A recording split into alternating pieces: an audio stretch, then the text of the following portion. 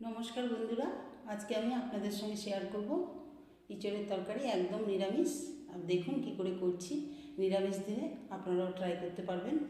देखुन कि करे करछि छोटो छोटो लाल आलू दिए इचड़ेर तरकारिटा करब। देखुन छोटो छोटो लाल आलूगुलो आमी दुफाला करे निब।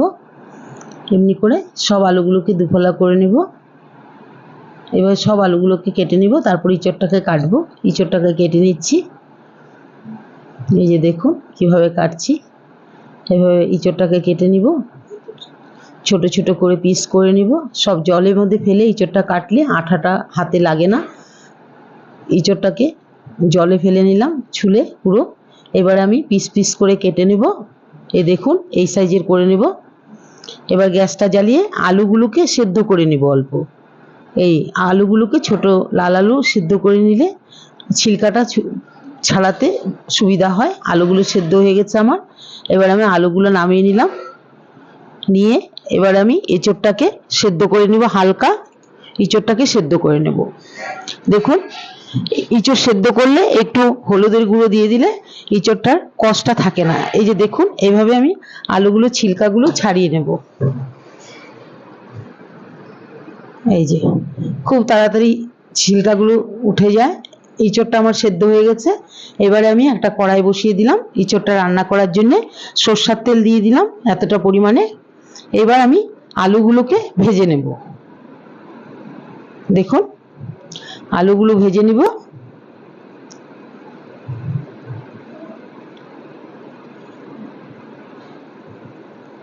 আলু অনুযায়ী নুন দিয়ে দিলাম আমি। যতটা আলু আছে নুন হলুদ দিয়ে আলুটাকে ভেজে নেব।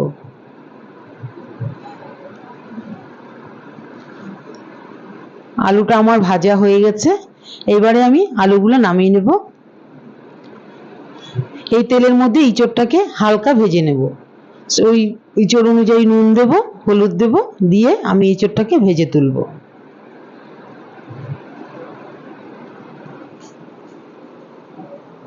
এবার আমি ইঁচড়টা ভাজা হয়ে গেছে, ইঁচড়টাকে নামিয়ে নেব। কড়াইতে তেল দিয়ে দিলাম। এবারে একটা শুকনো লঙ্কা দিয়ে দিলাম। ছোট চামচের হাফ চামচ গোটা সাদা জিরে দিয়ে দিলাম। একটা বড় টমেটো কুচিয়ে এর মধ্যে দিয়ে দিলাম। হালকা টমেটোটাকে ভেজে নেব।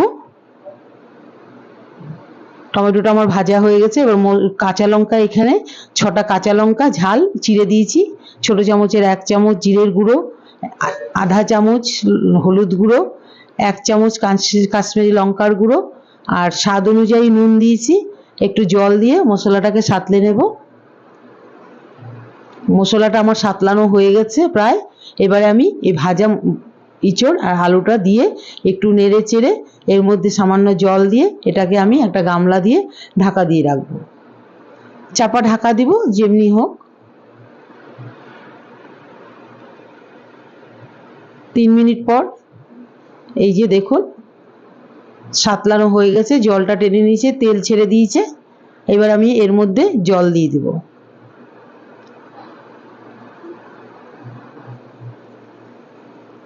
সবকিছু সেদ্ধই আছে। এবার কিছুক্ষণ ফুটাবো, ফুটিয়ে জলটা টানাবো। নয়তো তরকারিটা একটু ফোটাতে হবে ভালো করে, নয়তো পানসা হয় কাঁচা জল অ্যাড করলে। এই যে দেখুন তরকারিটা আমার হয়ে গেছে। এবার আমি তরকারিটা নামিয়ে নেব।